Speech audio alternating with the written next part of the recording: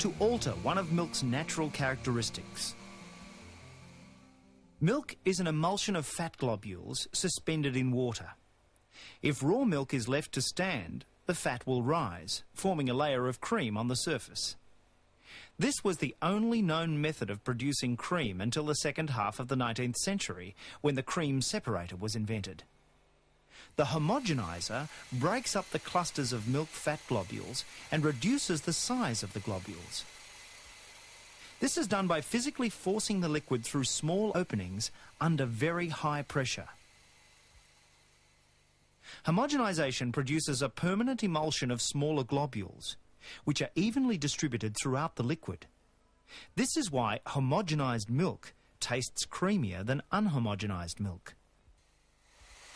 The homogenised milk goes to the pasteuriser to be heated to a temperature that will destroy harmful bacteria, together with most of the bacteria that causes milk to spoil.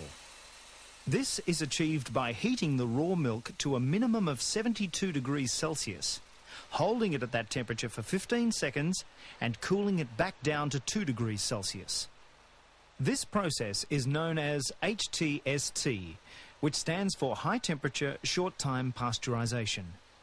It's a continuous flow system designed to kill bacteria quickly and minimise the damage to the flavour and food value of the milk. The pasteuriser consists entirely of plate heat exchangers. The milk never comes into contact with steam or cooling water. Before pasteurisation, milk needed for cream and skim milk goes to the separator, a modified high-speed centrifuge. It can be regulated to produce cream of varying fat concentrations.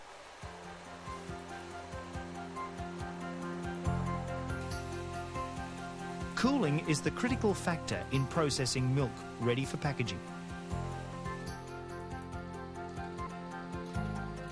After homogenisation and pasteurisation, the milk is tested again to make sure that the 15-second burst of heat has killed the target group of bacteria and that the product has been cooled down properly to just below 2 degrees Celsius.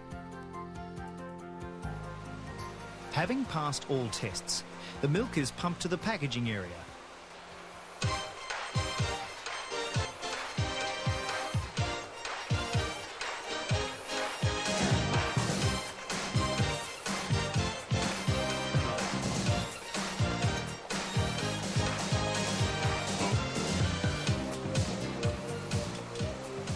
After the cartons are filled, they move to the sealing section, where they're ink-jetted with a use-by date. The ink-jetting machine also keeps a record that enables the factory's quality control people to trace back any particular batch of milk. Milk of various kinds